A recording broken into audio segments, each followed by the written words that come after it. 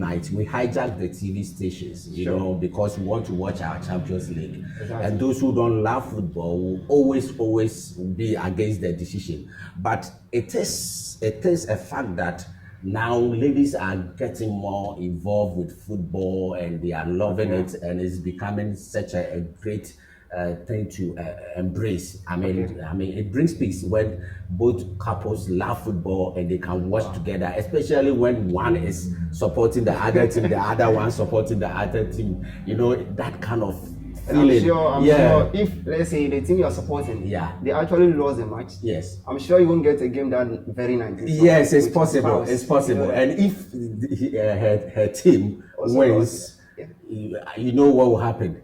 What will happen?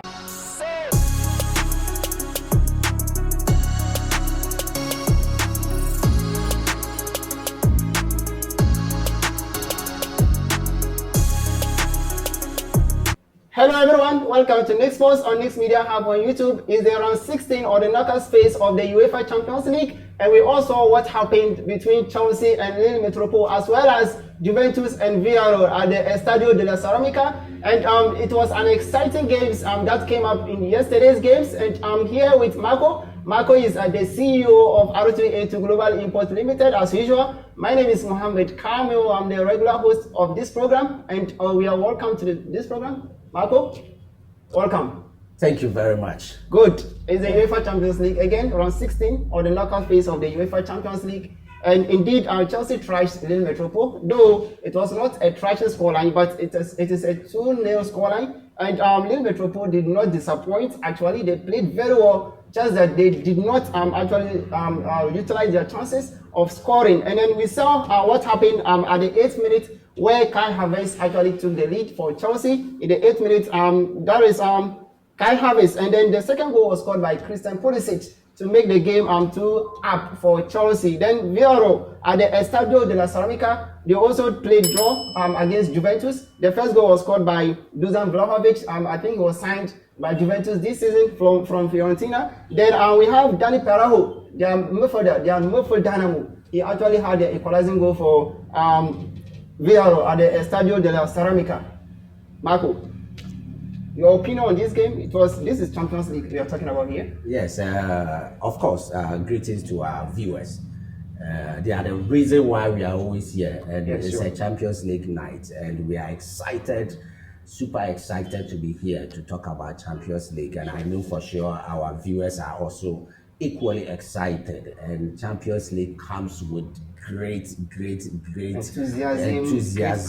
passion. The feeling is so great. The feeling is so sweet. And I mean, sometimes it hurts when your team is knocked out, because this is a time when you have nothing to play with. You have to go all out to make sure that you do not exit, because to exit will be an embarrassing moment. So every team is doing everything possible to make sure that they stay in and progress. And then let me give you one tip about the UEFA Champions League. You know that it is a night that most ladies don't like. I differ simply because most ladies, because ladies that are not sports loving they hate to see guys Champions League nights, because the reason being that in the Champions League night, we hijack the TV stations, you know, because we want to watch our Champions League. Exactly. And those who don't love football will always be against the decision. But it is a fact that now ladies are getting more involved with football and they are loving it, and it's becoming such a great thing to embrace. I mean, it brings peace when both couples love football and they can watch together, especially when one is supporting the other team, the other one supporting the other team. You know, that kind of feeling. I'm sure if, let's say, the team you are supporting, they actually lost the match, I'm sure you won't get a game done very nice. Yes, it's possible. It's possible. You know, and if her team wins, you know what will happen. What happened? Your guess is as good as mine. Okay, let's take a look at Chelsea's Lille Metropole. It is 2-0. Yes. Is Chelsea qualifying?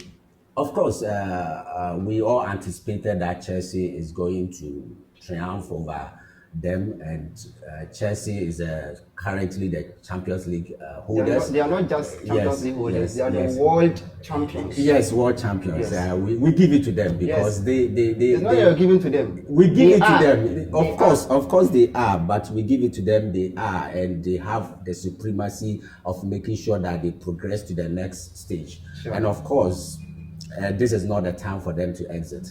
And they won by 2-0, and I think the second leg they are still going to win. Okay. They are not going to draw. They are still going to win and progress. So it's a mismatch. I mean, it's a mismatch. Chelsea will of course meet their meter, but not Lille. So Lille cannot overturn. No. It Anything can happen. This is football. Anything can happen, but you know, facts are facts. Data is data. Okay. And the pedigree is also important. When you consider the pedigree of Chelsea team now, squad depth, they are ahead of them. When it comes to quality, they are ahead of them. And they have this coach who is so good. He varies tactics. Yeah. You know, he's a genius when it comes to football. Okay. And we love him for that. And I don't think he's going to let go of his Champions League title just like that. Okay. I mean, I know for sure they will not win it. They will meet their meter and they will be exited. You said you know for sure. So I know for sure they are not going to win it because they can't repeat it. No, they can't. Liverpool is still there.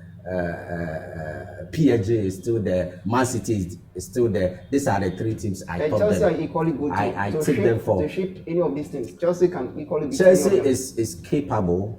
I'm not saying it's impossible for them to beat any of these teams, but it's not going to happen. If you consider tactics, if you consider squad depth, of course Chelsea have it, but it's not going to happen. All right. Now let's take a look at what happened at the Estadio de la Ceramica, where Villarreal sat home and drew against Juventus. Actually, Juventus took the lead. Within the first minute, they took the lead from Dusan Vlahovic. He scored the first goal. This is his first Champions League encounter or debut, and he scored the first goal for Juventus before Dani Parejo equalized the goal for Villarreal, actually. So this game is so dicey, and I think in 4 Champions League matches, Juventus has not won an away match. And this was so clear. They were either to lose the game or they were to draw it. And fortunately for them, they drew the match. Yes. So that is that. So taking a look at this game, how is it going to be in the second leg? I think Juventus, they are called the old ladies of Italian football. Yes. I mean, they have history when it comes to Champions League. Of course, they've won it twice. Sure. Yes, for sure. This time around, Juventus is not giving a signal that they can win the Champions League. Yes. Which is worrying to Juventus supporters, and I think they are worried, especially when the draw came, and we thought that Villarreal, they are going to triumph over them because of the pedigree they have. But Villarreal has shown that they are not going to exit. Sure. They are going to fight, and of course they won the Europa, so that kind of spirit is still in them, and they think that it is possible to also win the Champions League, of course. And of course there is no knockout away goal rule. Away goal rule is off. Yes. So 1-1 is still an open game. Anything can happen. Yeah. I mean, gone are the days we would think that Juventus going there to get a goal is an advantage, and anything can happen. Just a 1-0 or anything. Or 0-0. They are gone. But this time around, away is gone. So there's nothing like advantage. So it's gone. FIFA has done well taking that out of football. So I think second leg, I will give Villarreal a little chance of. So you believe Villarreal?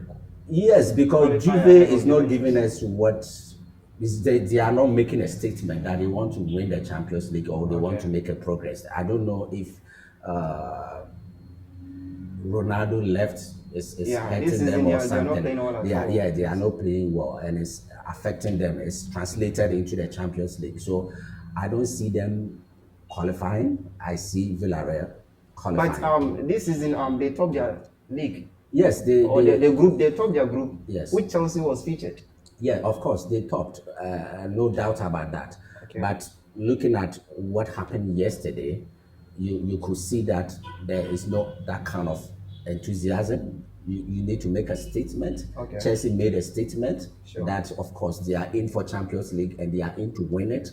You understand? So you need to make a statement. This is not Juventus, Real Madrid, Juventus, Liverpool, Juventus, Barca. I mean, so Barca is not part. Yes, I mean, I'm talking about the big teams.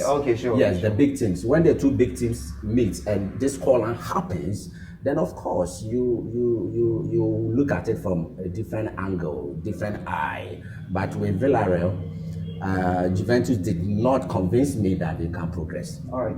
Now quickly, let's take a look at today's encounter or feature. Yes. Where Atletico Madrid are the Wanda Metropolitano, they host Manchester United. This game is actually a Funfo feature. Yes. Both of them are not playing well at all. Yes. Only a Funfo. Yes. And they dismayed the entire family. Yes. That's how could Atletico Madrid assemble such great players, including Manchester United. Yes. But they play shambolic football. Yes. Yes. So we are going to look at, we're going to take a look at how the match is going to go. Then let's take a look at also Benfica versus Ajax Amsterdam. I think this game is actually an Ajax game. Yes. They are going to score. Not only Ajax, but Benfica is going to be a free-flowing football where it's going to record, to me, I think it's going to record a number of goals. Like, let's say like less than 4 goals shouldn't end the game. Yeah. It means that if 4 games or 4 goals come in this match or this feature, I think the referee has to add, I think, another 1 hour, because we're going to see a lot of goals in this game. Yes. But it's going to be a nice game. Both of them played very well. Yeah. And let's take a look at what are your opinion?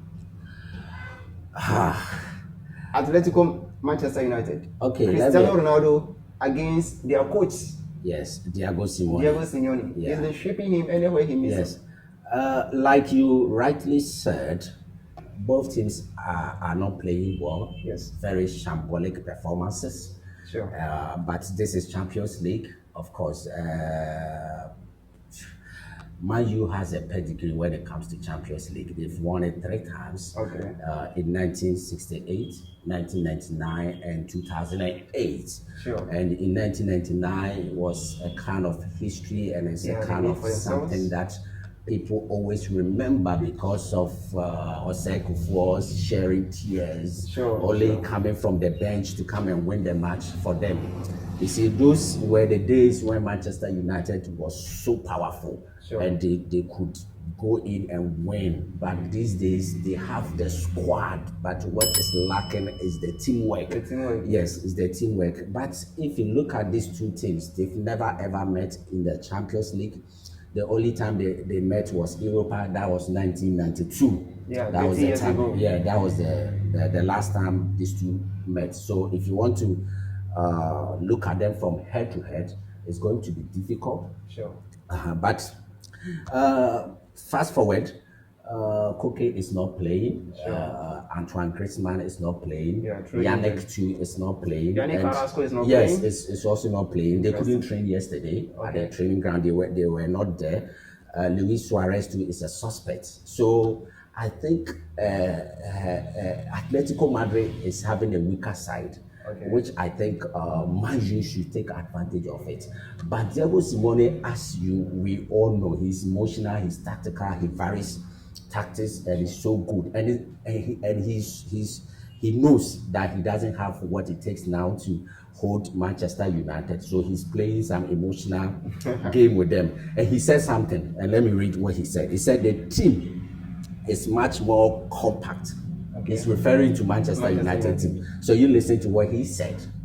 That was today, what he said. He said the team is much more compact. It is stronger. They have solidity at the back. They are a very physical team with the central defenders and the midfielders. They are strong and really difficult to find vulnerability. So I mean, this doesn't define Manchester United. We know. He's just playing emotional tactics with them. I mean, how can you say the team is compact? when we know very strong. Harry Maguire. Yes, when we know they are porous. We know Manchester United is not compact. Sure. They are not strong as he is saying it.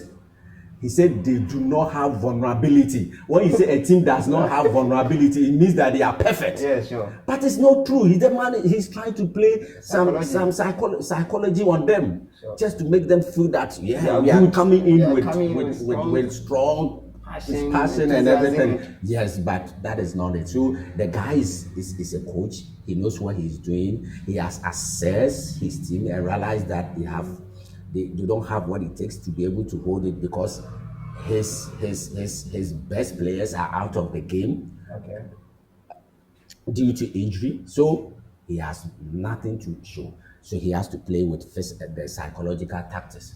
And I think if they are not careful, he's going to play. But going into the game, I think Manchester United, of course, is going to attack. And you know, Atletico Madrid, they always defend and allow you to play, then they hit you on counter. So I find it difficult if Koke is not there, Antoine Griezmann is not there, and if Luis Suarez is also not playing, may not play, then I find it difficult how they are going to counter them, because these are the players that can flow, they run, they have what it takes to be able to use their flanks, and in any day, Luis Suarez is one of the best strikers. Best strikers. No one will take it from him. He's a beast. He's such a prolific striker. In any day, he's always angry to score. The anger in him to score is always there. That makes him Luis Suarez. So what is your I think the scoreline in the game? I see a 2-2 game. 2-2 draw. Yeah, 2-2 draw. So before then, Cristiano Ronaldo against Diego Simeone. Yeah. Anytime he catches or they meet, he always call them from Madrid to Juventus. Yes. And then he's now in Manchester United. So I'm going to see a repetition or repeat of Ronaldo Diego Simeone. Of course, I see him scoring. You see Ronaldo scoring? Yeah, I see him scoring because he always does it when he's playing with Atletico Madrid. As to how he does it, no one knows, but that is his strength. You know, so he's going to score, but irrespective of how many goals he scores, it's still going to end 2-2 draw. I see it happening. All right. Thank you very much, Marco. And viewers, this program is brought to you by NICS IT Limited and R2A2 Global Import Limited. This is our CEO of R2 Global Import Limited. He's a businessman and he's doing very well when it comes to his business aspect. And before then, let's take a look at Benfica Ajax Amsterdam. Yes. Ajax is so good when it comes to this season Champions League. He's been scoring here either away or home. He's been scoring. Yes. He doesn't know, or the team does not know whether he's playing at home or he's playing away. So anything they get, they score you. Sebastian Haller has been so good. I think he's part of the top scorers of this season's UEFA Champions League. Yeah. Are we going to see Ajax winning again against Benfica? This game will be a cracker. Trust me, it's not going to be a one-way traffic. Okay. And I'm going to tell you why. Okay. You know, Ajax is a beast when it comes to Champions League. Yeah, they have the pedigree. They have the pedigree. So sometimes when people think Ajax is just an academy that trains youth talent for other European giants to feed on, they actually don't know what they are saying. You see, Ajax has won it 4 times, ahead of Manchester United, ahead of Juventus, ahead of Inter Milan, ahead of Chelsea. You see, so all these big clubs, Arsenal who has never even tasted it, Atletico Madrid, these are all big names, and Ajax, people don't know much about them. Ajax won it in 1971. They won it in 1972, they won it in 1973, and they won it in 1995. Wow. I repeat, Ajax. So before Real Madrid would do treble, and Ajax did it. Long 1971, 1972, and 1973. And in 1995, they won it again, making it 4. You see, Benfica, history will always remember Benfica. Benfica is also a great team. They are one of the decorated teams in Portugal, and one of the decorated teams in the Champions League. And I'm going to tell you why Benfica will always be remembered when it comes to the history of Champions League. They won it in 1961 and they won it in 1962, and they have been in finals 10 times, more than any team. Benfica 10 times. So how can you be in finals for 10 times, 10 appearances in Champions League, and they couldn't win it? And there is a history behind why it did not happen, because there was a curse by their coach, who is from Hungary. His name is Bella. That man cursed them because he wasn't happy how he exited in 1962. And he told them that what you people have done to me, that will be the last time you will win Champions League. So they beyond the 1961, 1962, 1964, 1965, a lot of years they have been to finals and they couldn't win it. Interesting. And up to now, Benfica will do whatever they have to do, and they still can't win it. So is the man still alive? The man is dead and gone. So I don't know how. So it means. So I don't know how this case will be broken. They should understand that there's a supremacy somewhere. Sometimes the tank is stronger than what we anticipated. That is why we say that we always must do the right thing. I think Benfica should find a solution to this, because Benfica is such a strong team when it comes to Champions League. But as to how they are not able to win it, as to how that curse is still hunting them, no one knows. I think it's something they must find out. So going into the team, Benfica comes with history, pedigree. But when it comes to current pedigree, they don't have it. But they are progressing steadily. They are here not because of luck. They are here because of performance. They are here because of hard work. And I think Ajax still have the youth. They still have the young guys. They still have the guys who can run. And they've given us what it takes to accept that they are very strong when it comes to Europe. So it's going to be a tough match, but I see Ajax going through. Ajax will win? Yes. Are we win for Ajax? Yes, I will win for Ajax. Okay. 2-1. 2-1 win? Yes, Ajax. All right. Thank you very much, Abubakar Yusuf. And viewers, this program is brought to you by NICS IT Limited and R2A2 Global Imports Limited. Just check on their services on the screen showing, and have contact with them, and they will give you a lot of nice services that you may require. And then kindly subscribe to this program by clicking the notification bell. And thank you very much for having time with us. See you next time. Bye. Bye. Cut.